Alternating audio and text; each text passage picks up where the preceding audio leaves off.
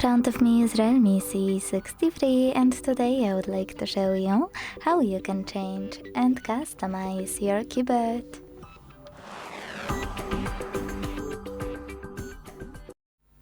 Begin by launching your keyboard and tapping on this icon of a color palette at the top of it. Then tap on any of those themes to pick the best one for you.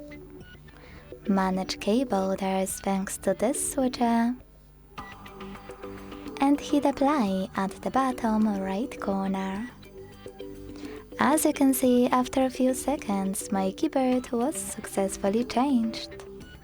If you want to customize it though, tap on the same icon and this time use this plus under my themes.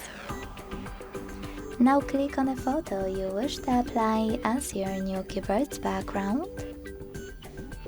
Pinch it to scale, drag it to move, and hit next.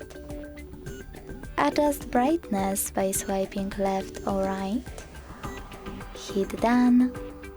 Manage keyboarders and choose apply. Thanks so much for watching. If you enjoyed this video, leave a like, comment and subscribe. Bye!